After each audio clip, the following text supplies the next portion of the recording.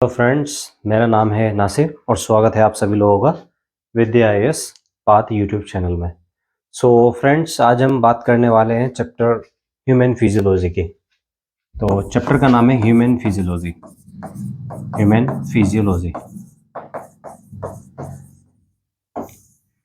Human physiology means मनुष्य जो है कैसे मनुष्य के बॉडी के अंदर जो सिस्टम है वो काम करते हैं, हमें उनको देखना है सबसे पहले। तो बॉडी के अंदर जो सिस्टम है वो कैसे काम करते हैं ये देखना है। बॉडी के अंदर हमारे ऑर्गन कौन कौन से हैं, जैसे कि लीवर है, किडनी है, हार्ट है, ठीक है ना। तो इन सारे सिस्टम्स को देखना है और देखने के बाद में इनके वर्क को भी देखना, फंक्शन को भी देखना है, इनकी स्ट्रक्चर को भी देखना है, इनके फंक्शन को भी देखना है। तो सबसे पहले यहाँ पर ब्लड की बात करते हैं। जैसे कि ब्लड है तो मैं भी बात करूंगा आपके सामने ब्लड कि ब्लड के क्या कंपोनेंट होते हैं, कौन कौन से पार्ट होते हैं, पहले इसको देखते हैं। सो फ्रेंड्स, यहाँ पर देखिए जो जस्ट मिनट, जो ब्लड है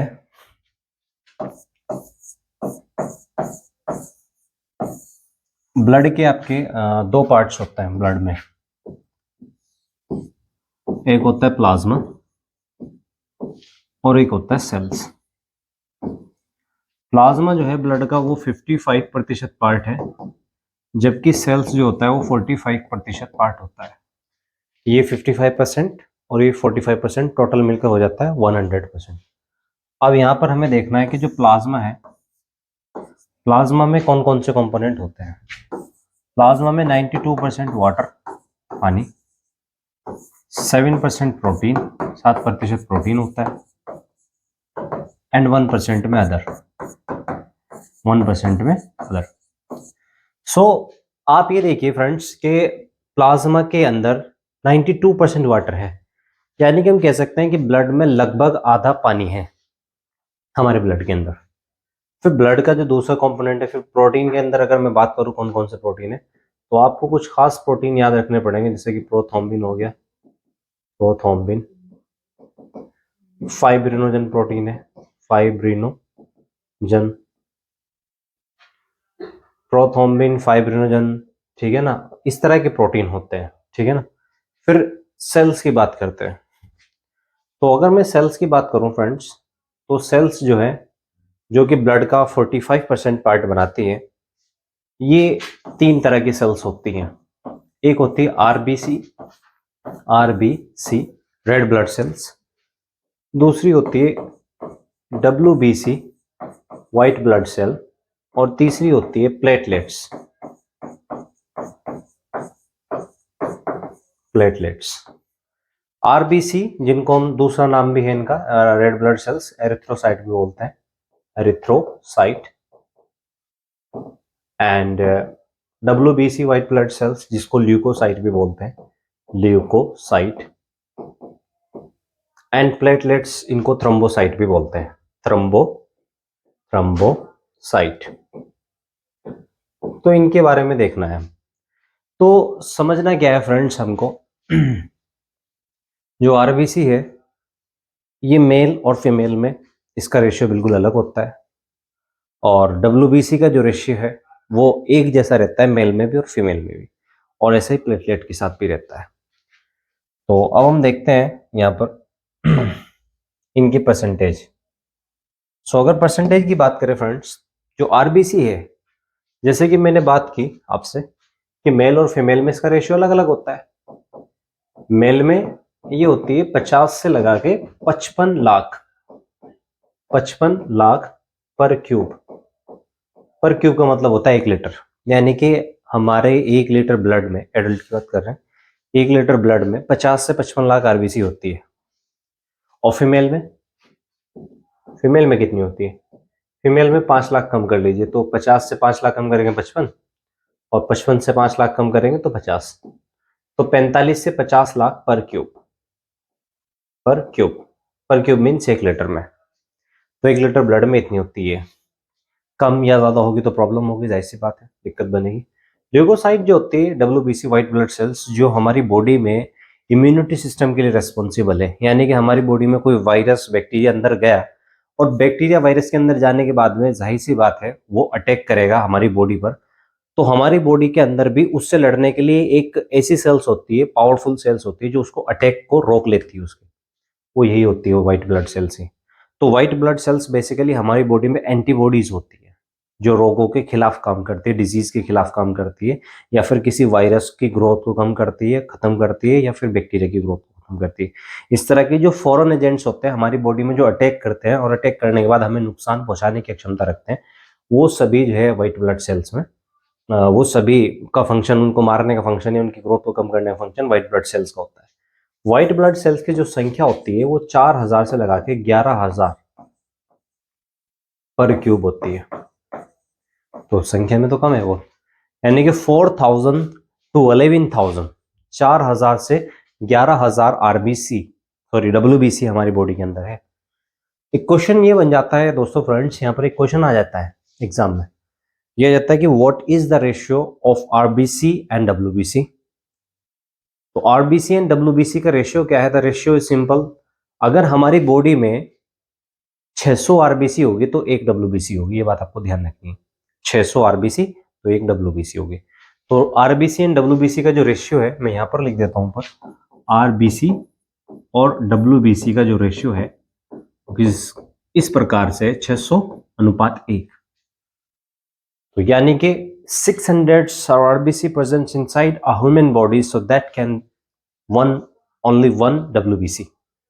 तो 600 पे एक, ये आपको ध्यान रखना इसके बारे में। तो अब बात करते हैं प्लेटलेट्स का, डिटेल से बात करेंगे आगे। Platelets, thrombocytes. तो थ्रोम्बोसाइट्स आपने पढ़ा भी होगा, 1.5 लाख से लगा के 4.5 लाख पर क्यूब में होती है। फंक्शन क्या है इसका अभी देखते हैं। कम या ज्यादा होगी तो बड़ी दिक्कत बनेगी। तो अगर कोई फीवर हो जाता है, खासतौर से डेंगू फीवर हो जाता है, तो उसमें प्लेटलेट्स घट जाती है। अब इनके छोटे छोटा फंक्शन को देख लेंगे। जैसे कि यहाँ पर सबसे पहले बात की थी मैंने आरबीसी की, रेड ब्लड सेल की।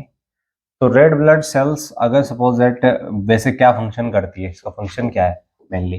तो रेड ब्लड सेल का फंक्शन होता है कि हमारी बॉडी में, हमारे बॉडी के अंदर आपको पता है ऑक्सीजन होता है, O2, सॉरी। तो हमारी बॉडी के अंदर जो O2 होता है, ऑक्सीजन, ये O2 को ट्रांसपोर्ट करती है। ट्रांसपोर्ट यानी कि हमने ऑक्सीजन सांस अंदर लिया, लेने के बाद oxygen plus nitrogen plus other gases हमारे लंग्स तक आ गई। अब अदर गैसेस से तो हमें मतलब नहीं है, ऑक्सीजन से मतलब है। तो उस ऑक्सीजन को हमारे लंग्स से हमारे हार्ट तक और हार्ट से फिर बॉडी तक पहुंचाने का काम किसका है? तो दैट इज आरबीसी। और एक्चुअल में आरबीसी भी नहीं करती है काम। मैं आरबीसी की अगर आपको शेप बताऊं तो आरबीसी की शेप बाय कॉनकेव इस तरह की होती है, और से देखिएगा, और this is the shape of RBC. Largest RBC जो होती है that is approx 9 micron size में, ठीक है ना, 4 माइक्रोन चौड़ाई में से होती है, लंबाई में नहीं। तो ये है आरबीसी पे क्या होता है, इसके ऊपर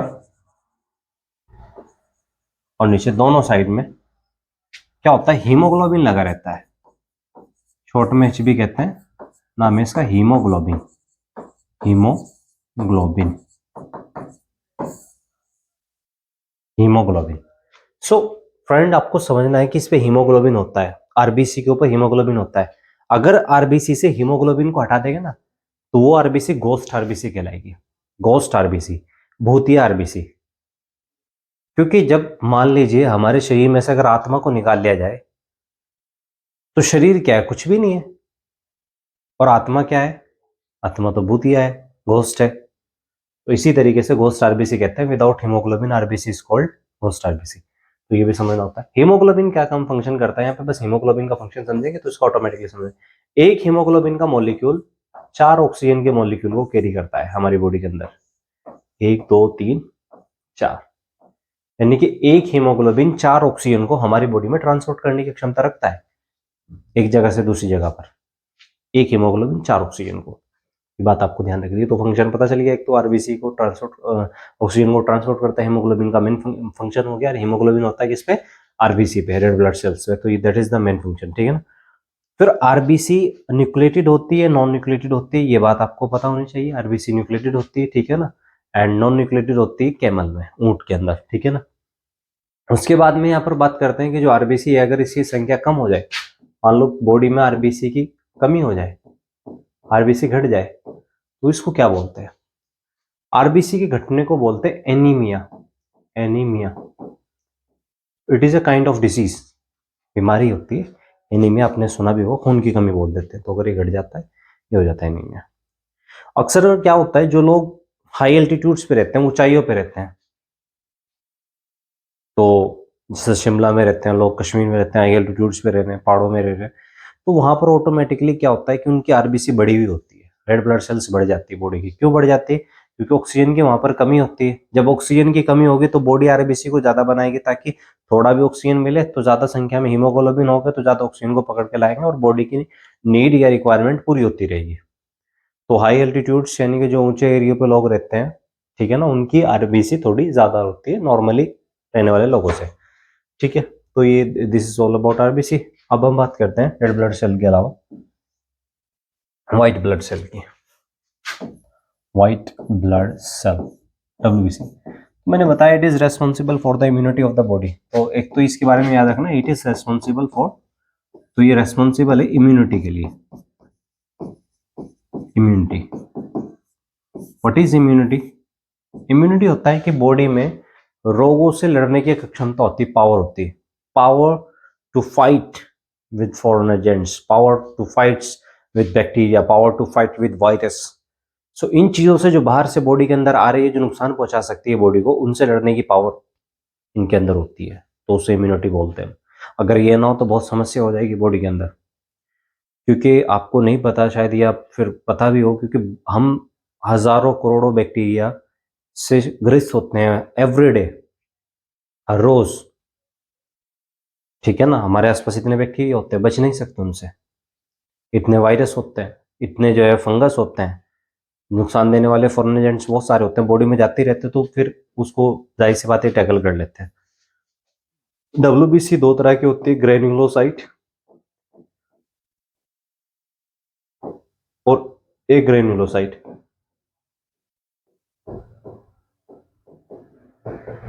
ग्रेन्युलोसाइट एंड ए ग्रेन्युलोसाइट। सो अब जरा ध्यान से देखेंगे आप आरबीसी, ये यहाँ पर इसका फंक्शन मैंने डायग्राम ले रखा है, एक थोड़ा छोटा सा फंक्शन इधर है एक, just a minute friends, wait, yes.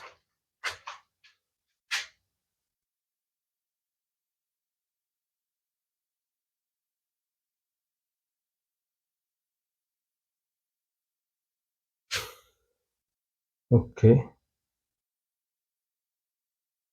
ठीक है। व्हाइट ब्लड सेल्स, ये रहा व्हाइट, रेड ब्लड सेल के फंक्शन दिए थे, व्हाइट ब्लड सेल के यहाँ पर नहीं दिए। Red white platelets and carries, platelets का फंक्शन है, फ्रेगमेंट्स ऑफ द सेल, ये तो चलो बात करेंगे हम।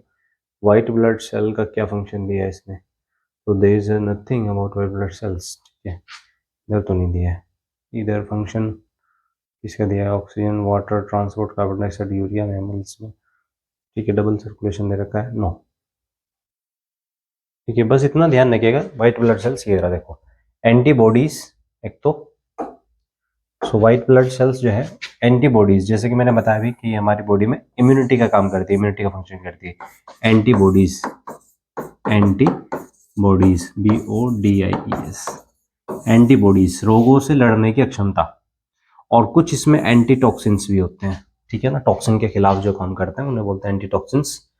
ठीक है, ये आपका produced by white blood cells, ये व्हाइट ब्लड सेल से प्रोड्यूस होता है, ठीक है ना, ये आपको ध्यान रखना है, व्हाइट ब्लड सेल से प्रोड्यूस होते हैं, ठीक है।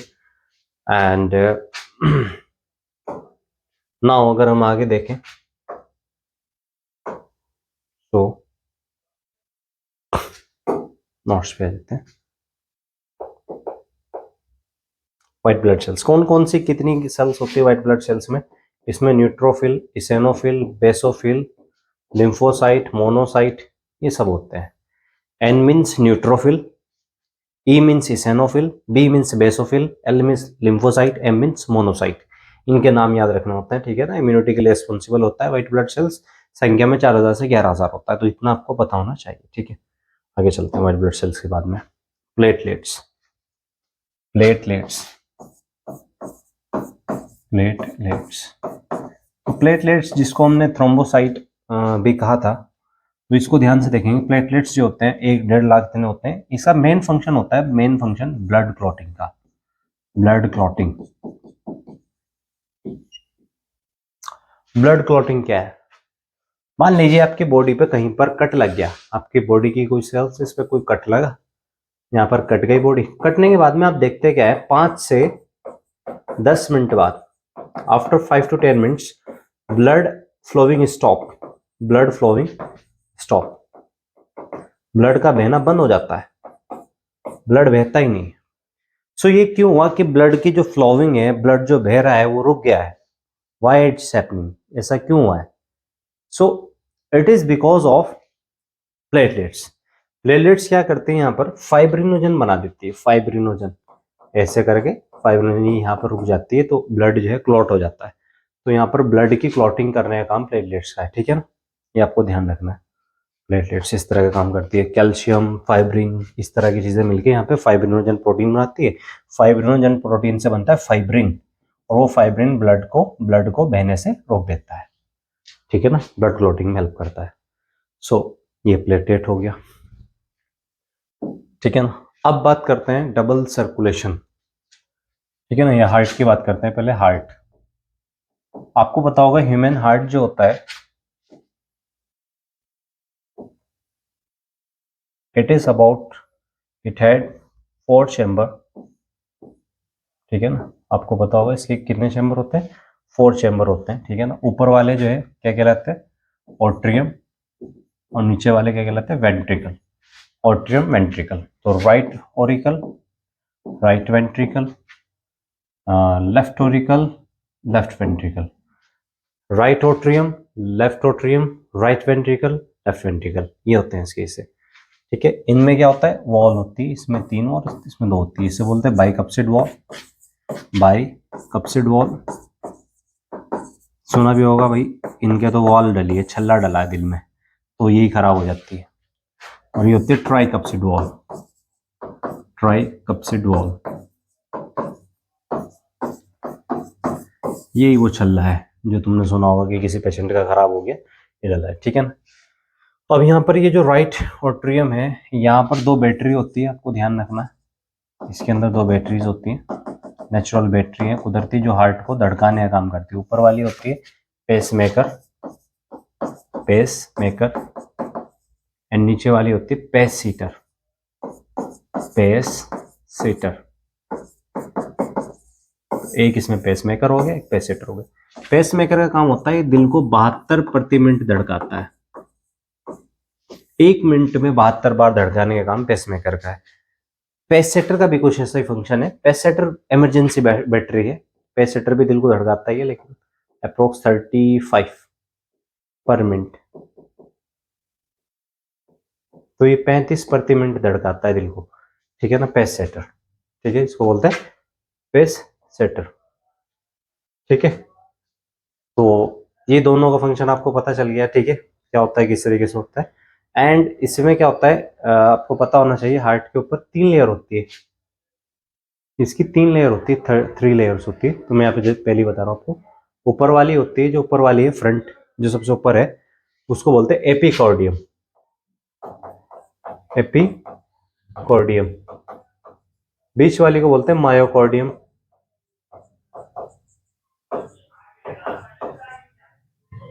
और लास्ट वाली को बोलते हैं एंडोकार्डियम। एपिकॉर्डियम, मायोकॉर्डियम, एंडोकार्डियम, 3 लेयर होती है। एपिकॉर्डियम सबसे बाहर की, मायोकार्डियम बीच में, और एंडोकार्डियम सबसे अंदर की, 3 लेयर इसकी होती है। एंड जो इसकी एंडोकार्डियम होती है ना, उस पे ऐसे कुछ फाइबर्स होते हैं, पूरी पूरी इस पे, पूरी एंडोकार्डियम पे कंप्लीट। ये जो एंडोकार्डियम पे फाइबर्स होते हैं ना, इन्हें बोलते हैं पुरकिंजे फाइबर, पुरकिंजे फाइबर, पुरकिंजे फाइबर। इस पुरकिंजे फाइबर का क्या फंक्शन होता है? ये हार्ट को इमरजेंसी में 32 प्रति मिनट धड़काता है, 32 प्रति मिनट। यानी कि ऊपर वाले ने, सॉरी फॉर डॉग बार्गिंग, क्या हो गया यहाँ पर मैं बताता हूँ आपको।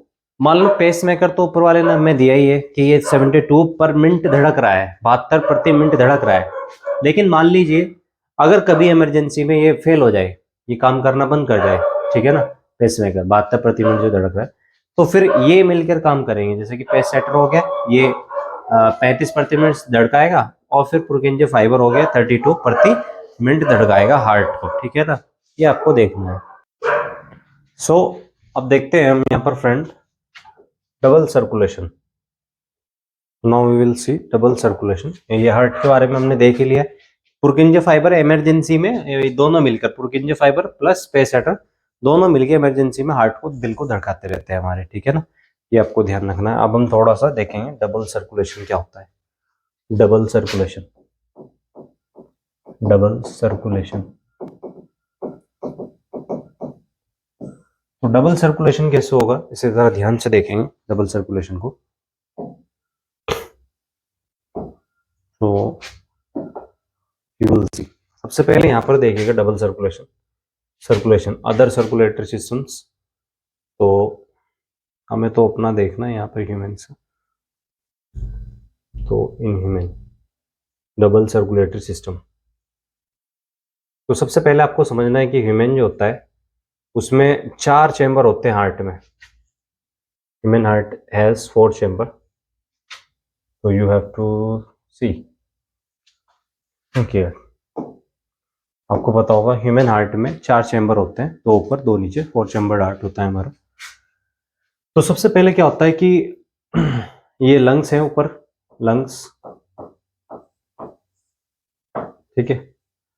लंग्स में अब देखो यहाँ पर क्या हो गया कि दोनों लंग्स, लेफ्ट वाला भी एंड राइट वाला भी, दोनों के दोनों लंग्स जो है हार्ट से मिले हुए हैं, और हार्ट से सप्लाई जो है बॉडी में जा रही है, और बॉडी से वापस सप्लाई हार्ट में जा रही है, हार्ट से वापस सप्लाई लंग्स में जा रही है। इसी तरीके से ऑक्सीजन का ट्रांसपोर्ट घूमता है, ऑक्सीजन और कार्बन डाइऑक्साइड का। सबसे पहले हम बात करते हैं कैसे। यहां से क्या हुआ कि ऑक्सीजन आया, O2 आया, जाहिर सी बात है, ऑक्सीजन इसमें लंग्स में। अब लंग्स से ये ऑक्सीजन जो है लो प्रेशर के जरिए से, देखो यहाँ पर लिखा हो ना लो प्रेशर, लो प्रेशर के जरिए से एओर्टा के जरिए से यहाँ पर लेफ्ट ओट्रियम में आ गया। कहां पर आ गया? Left atrium, left atrium. दिखाई नहीं दे रहा होगा तो मैंने इसलिए लिख दिया अलग से, लेफ्ट ओट्रियम। तो ब्लड, लेफ्ट ब्लड जो है ना, यहां से ध्यान से देखिएगा, लेफ्ट ओट्रियम में आ गया, ठीक है ना। सॉरी यहाँ पर मैंने गलत लिख दिया, ये लेफ्ट साइड है एंड दिस इज राइट, ये राइट एंड ये लेफ्ट, ठीक है। तो यहां पर जो है ना लेफ्ट साइड से लेफ्ट ओट्रियम में आ गया है, लेफ्ट ओट्रियम से लेफ्ट वेंट्रिकल में, लेफ्ट वेंट्रिकल से घूम के देखो यहाँ पर ये आर्क ऑफ एओर्टा है, घूम के पहले कहां पर आया था? ओट्रियम में, ओट्रियम से आया वेंट्रिकल में, फिर लेफ्ट ही वेंट्रिकल में आया, वेंट्रिकल, वेंट्रिकल। कहां से आ रहा है ब्लड? राइट लंग से आ रहा है। तो राइट लंग से पहले लो प्रेशर से आता, बहुत हाई प्रेशर के साथ में एओर्टा के जरिए से, हाई प्रेशर चाहिएगा अब इसको जाने के लिए, क्योंकि रिवर्स करना है ना, यहाँ से ऐसे जा रहा है घूम के, देखो ये दिख भी रहा होगा हल्का साइन, ऐसे जा रहा है। तो जब ये ऐसे जा रहा है तो इसे हाई प्रेशर चाहिए, हाई प्रेशर से ये पहुंचा बॉडी के अंदर। अब ये ऑक्सीजनेटेड ब्लड है, O2 वाला ब्लड, यानी कि इसके अंदर ऑक्सीजन है, क्योंकि ये ब्लड जस्ट कहां से आया? हार्ट से आया, सॉरी लंग से आया। अब लंग से आया, लंग से हार्ट में, हार्ट से सीधा जा रहा है कहां? बॉडी के अंदर, तो इसमें ऑक्सीजन है, ऑक्सीजनेटेड ब्लड है, इसको रेड कलर में दिखाया है। अब बॉडी क्या करेगी? ऑक्सीजन को O2 को कन्वर्ट कर देगी CO2 में, ये बात आपको पता होगी। अब ये जो CO2 वाला ब्लड है, जिसको हम बोलते हैं deoxygenated blood, deoxygenated blood, जेनेटेड blood, ये डीऑक्सीजनेटेड ब्लड जो है फ्रेंड, ये डीऑक्सीजनेटेड ब्लड जाएगा वापस से, देखिएगा यहाँ पर वीना कावा वेन है जो हार्ट में जाके मिलती है, यहाँ पे लो प्रेशर रहेगा, लोवेस्ट प्रेशर से जाएगी, और वीना कावा, वीना कावा में सबसे पहले पहुंचेगी राइट ओट्रियम में, राइट ओट्रियम से पहुंचेगी राइट वेंट्रिकल में, और राइट वेंट्रिकल से घूम के वापस पल्मोनरी आर्टरीज के जरिए से हाई प्रेशर से लंग्स में पहुंच जाएगी, और लंग से ये CO2 फिर से बॉडी से बाहर, और फिर से वही O2। इसको बोलते हैं डबल सर्कुलेशन। डबल सर्कुलेशन मतलब इसमें दो चीज एक साथ हो रही है, ऑक्सीजन आ भी रहा है, कार्बन डाइऑक्साइड जा भी रहा है, ऑक्सीजन आ भी रहा है, कार्बन डाइऑक्साइड जा भी रहा है, डबल सर्कुलेशन हो रहा है, ठीक है ना। एक हिस्सा क्या काम कर रहा है यहाँ पर ध्यान से देखिए, लेफ्ट वाला हिस्सा, तो लेफ्ट वाला हिस्सा जो है ऑक्सीजन दिया, ठीक है ना, कहां पर आ गया? लेफ्ट ओट्रियम में आ गया ऑक्सीजन, लेफ्ट से राइट ओट्रियम में आ गया, राइट ओट्रियम से एओर्टा के जरिए से बॉडी में आ गया, बॉडी ने ऑक्सीजन को CO2 में तोड़ दिया, ब्रेक कर दिया, CO2 यानी कि डीऑक्सीजनेटेड ब्लड जो है ना लो प्रेशर से जो है ना वीना कावा के जरिए से जो है राइट ओट्रियम में, फिर राइट वेंट्रिकल में, राइट वेंट्रिकल से पल्मोनरी आर्टरीज के जरिए से जो है हाई प्रेशर के जरिए से राइट लंग्स में पहुंच गया, जहां से बाहर निकल गया वापस से। ठीक है ना। सो ये फ्रेंड देख लीजिए, इसका स्क्रीनशॉट ले लो आप, ठीक है, स्क्रीनशॉट ले लो इसका। तो ये आपका हो गया यहाँ पर डबल सर्कुलेशन। अब हम बात करते हैं यहाँ पर डबल सर्कुलेशन के अलावा, now what we will see after double circulation, disease. Double circulation तो हो गया, नाउ डिसीज। अच्छा, डिसीज से पहले आप चाहे तो ईसीजी को भी देख सकते हैं। जस्ट मिनट, पहले ईसीजी देख लेते हैं। ईसीजी, इलेक्ट्रोकार्डियोग्राफ सुना होगा आपने। इसमें 4 वेव होती है, पी, क्यू, आर, एस और टी। तो ये पी वेव होगी, this is Q, then R, S and then T. P, Q, R, S, T. So आपको देखना है, पी है, क्यू, आर, एस है एंड टी है, ठीक है ना। तीनों वेव अलग अलग चीजों को डिनोट करती है। जैसे कि पी वेव दिखाती है कि ऑर्ट्रियम में कोई प्रॉब्लम है कि नहीं, ऑर्ट्रियम में। ये वेंट्रिकल में दिखाती है, वेंट्रिकल में कोई प्रॉब्लम होगी तो उसको दिखाएगी। और ये दिखाएगी back flow of blood. Blood का बैक फ्लो तो नहीं हो रहा है, यानी कि ऐसे जैसे कि मैंने विद डायग्राम में दिखाया था ना आपको कि ऊपर वाले ऑर्ट्रियम से ब्लड, जैसे कि राइट ऑर्ट्रियम से राइट किस में जाएगा, ऊपर वाले ऑट्रियम होंगे, ऑट्रियम से किस में जाएगा, वेंट्रिकल में। ये ऑट्रियम है, ऑट्रियम से जाएगा वेंट्रिकल में, तो राइट से राइट में इस तरीके से जाता था। तो ये बैक फ्लो लगता है, इसी का वापस घूम के सी में, इसी का सी में, इसी का सी में, इस तरीके से, ठीक है ना। इससे हार्ट अटैक के बारे में भी थोड़ा हमें पता लग जाता है। मान लो सपोज दैट किसी को पी नहीं आ रहा, सीधा ऐसे क्यू आ रहा है और फिर टी आ रहा है, तो जाहिर सी बात है उसको प्रॉब्लम हो रही है, आर्ट्रियम में प्रॉब्लम आ रही है, ठीक है ना। किसी को टी नहीं आ रहा तो उसको बैक फ्लो हो रहा है, ठीक है ना, लास्ट वाला नहीं आ रहा है, ये वाला ऑप्शन। तो इससे ईसीजी से इससे पता चल जाता है, मैं इलेक्ट्रोकार्डियोग्राम से। एक ईसीजी की वैल्यू, एक ईसीजी की जो टाइमिंग होती है वो ध्यान रखना होता है, वो होती है 0.8 सेकेंड। 0.8 सेकेंड, यानी कि हार्ट को कंप्लीट एक अपना कार्डियक साइकिल पूरा करने में 0.8 सेकेंड का समय लगता है। 1 सेकेंड से भी कम का समय लगता है, 0.8 सेकेंड, बहुत ही कम समय ये लगता है, ठीक है ना। एक ईसीजी को कंप्लीट करने में कितना समय लगता है, 0.8 सेकेंड का समय लगता है फ्रेंड्स। इसमें मैं आपको और थोड़ा सा बताऊं यहाँ पर, यानी कि ऐसे समझिए आप, 0.8 सेकंड में हार्ट में ब्लड आ भी जाएगा, हार्ट से ब्लड चला भी जाएगा बॉडी के अंदर, ठीक है ना। इस तरीके से ये 0.8 सेकंड, जब भी तो 1 मिनट में 72 बार हो गया है, क्यों 72 बार धड़क रहा है इससे, ठीक है ना। उसमें ब्लड आ भी रहा है और ब्लड उससे जा भी रहा है ऐसे, ठीक है ना, कंटिन्यूसली वर्क कर रहा है।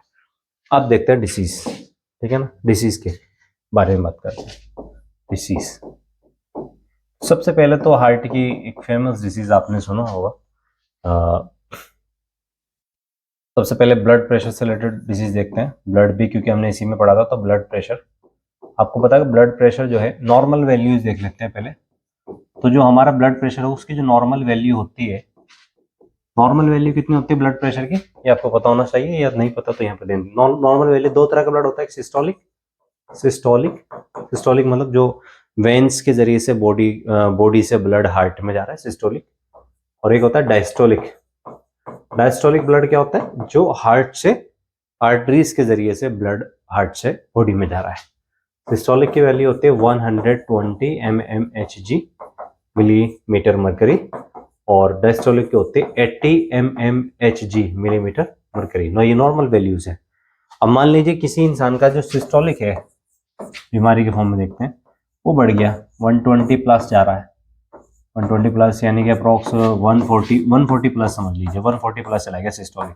ये तो नॉर्मल वैल्यू 140 प्लस चले गया, तो उसको हम बोलते हैं, इसको हाइपरटेंशन हो गया, हाइपरटेंशन बीमारी को, कि भाई आप हाइपरटेंशन के शिकार है। आपका बीपी जो है 140 प्लस ही रहता है, 160 रहता है, 170 रहता है।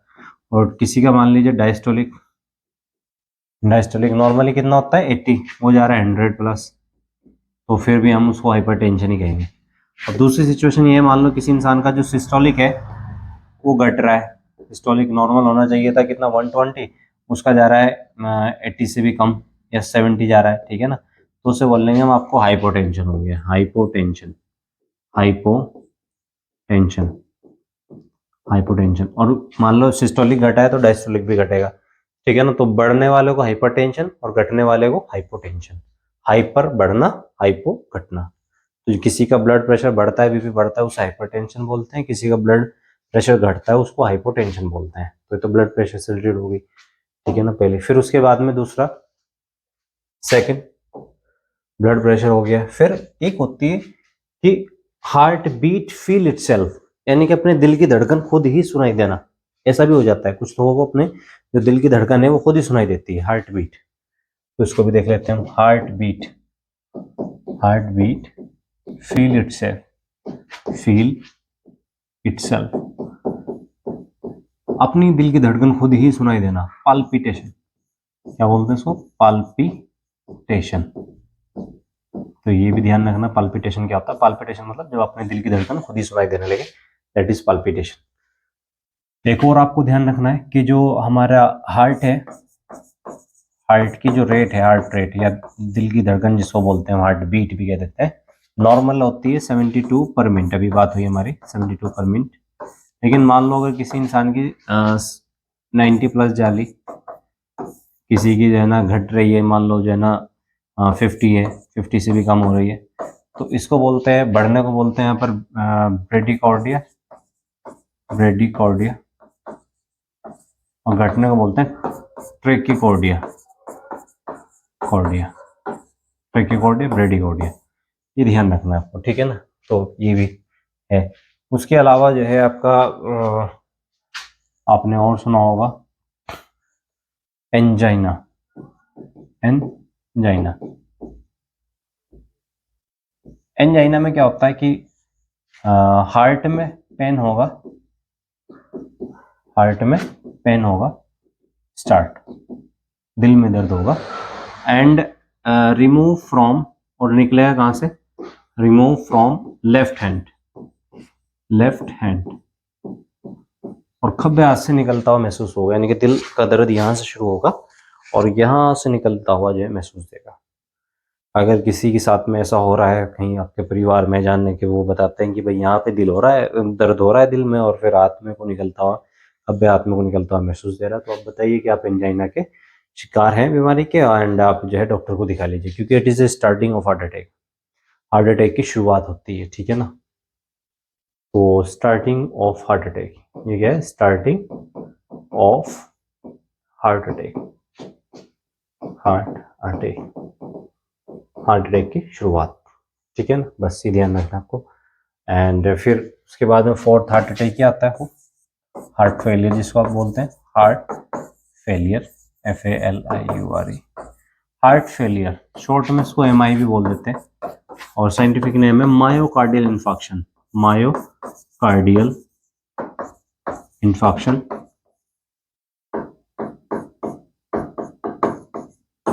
Myocardial infarction. ये कैसे होता है, मायोकार्डियल इन्फॉक्शन कब होता है, मान लीजिए हमारी कोई आर्टरी है, हमारी बॉडी में ब्लड को ट्रांसपोर्ट करने के लिए आर्टरीज होती हैं, वेन्स होती हैं, और कैपिलरीज होती है, ये बात आपको पता होगी। तो मान लीजिए हमारी ये कोई आर्टरी है या वेन है, आर्टरी है कोई वेन है, और इसमें जो है ना फैट के पार्टिकल्स जमा हो गए हैं, यहाँ भी यहाँ भी, और ऐसा हो गया है कि यहाँ पर ब्लॉकेज बन गया इनकी वजह से। तो जो ब्लड यहाँ से फ्लो हो रहा था वो यहाँ पर नहीं आ रहा, तो यहाँ से तो बह रहा है लेकिन यहाँ पर आना क्या हो गया, बंद हो गया। तो जब यहाँ ब्लड की सप्लाई बंद हो जाएगी, ब्लड मिलना बंद हो जाएगा, तो जाहिर सी बात है यहाँ पर जो है इसके जो सेल्स हैं, आगे के जो सेल्स हैं वो डैमेज होना शुरू हो जाएंगे, डैमेज।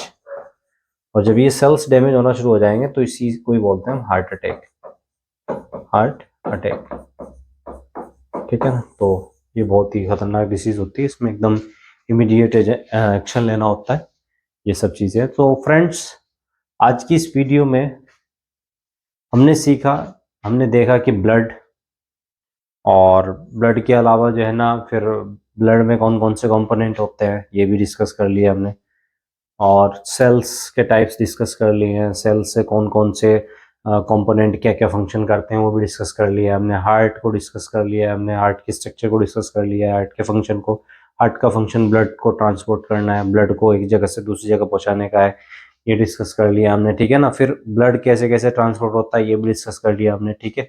डबल सर्कुलेशन डिस्कस कर लिया हमने, ठीक है ना। फिर एक यहाँ पर पॉइंट जो रह गया था फ्रेंड, वो हम लास्ट में डिस्कस कर रहे हैं अभी, that is blood groups, blood groups. तो आपको पता होना चाहिए ब्लड ग्रुप्स होते हैं 4 टाइप्स के, 4 टाइप्स, 4 तरह के ब्लड ग्रुप्स होते हैं, ए बी ओ। अगर अलग अलग करके लिखें तो कैसे बैठ जाएंगे, blood group A, blood group B, blood group A B and blood group O. इनमें अगर मैं एंटीजन की बात करूं, एंटीजन, तो ब्लड ग्रुप ए में एंटीजन जो होता है वो ए का ही होता है, जाहिर सी बात है ए, तो इसको ऐसे दिखा देते हैं आई ए। बी में बी का एंटीजन होता है आई बी, ठीक है ना, या दोनों में एक में आई ए आई ओ कर सकते हैं, ओ में क्योंकि सबका होता है ना, आई B I O. A B में आई ए आई बी सॉरी, ओ में जो एंटीजन होता है वो ओ का होता है ओनली। एंटीजन के अलावा एंटीबॉडी, एंटीबॉडी, एंटीबॉडीज में ए में बी के खिलाफ एंटीबॉडी होती है, बी में ए के खिलाफ एंटीबॉडी होती है, ए बी में, ठीक है ना, यहाँ पर एक तरीके से समझ लीजिएगा कोई एंटीबॉडी नहीं होती, और इसमें दोनों के खिलाफ एंटीबॉडी होती है, ठीक है ना, इसमें दोनों के खिलाफ एंटीबॉडी होती है, ए के भी और बी के भी, ठीक है। और ब्लड ग्रुप की जो डिस्कवरी है ये ध्यान रखिएगा कॉल लैंड स्टीनर ने की थी, कॉल लैंड स्टीनर। तो कॉल लैंड स्टीनर ने इसकी डिस्कवरी की थी ब्लड ग्रुप की, ठीक है ना, ये ध्यान रखिएगा। ब्लड ग्रुप सबसे पहले रिसेसिस यानी कि बंदर में जो है इसकी डिस्कवरी हुई थी। तो अब इसका क्रॉस भी समझ लीजिएगा, मान लो कि ब्लड ग्रुप ए वाला पर्सन है, उसकी शादी ब्लड ग्रुप बी वाले पर्सन से हो गई है, तो ए के एंटीजन क्या होंगे, आई ए आई ओ, और बी के क्या हो जाएंगे, आई बी आई ओ। तो अब इनका क्रॉस कराएंगे तो फर्स्ट हमेशा थर्ड से क्रॉस करता है, थर्ड सेकंड से, second fourth and fourth last, यानी कि फर्स्ट, सॉरी।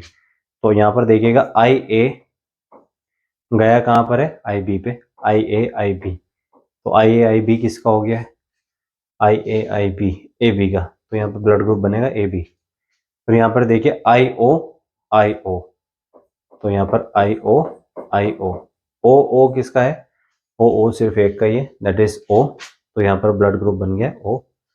यहाँ पर देखिएगा आई बी आई ओ, तो आई B I O, B O किसका है, बी का है। फिर यहाँ पर देखिएगा आई ओ आई ए, आई ओ आई ए किसका है, ए का है। तो इनके बच्चों में संभावित जो ब्लड ग्रुप होंगे वो चारों ही हो सकते हैं, ए भी हो सकता है, बी भी हो सकता है, ए बी भी हो सकता है, और क्या भी हो सकता है, ओ भी हो सकता है, ठीक है।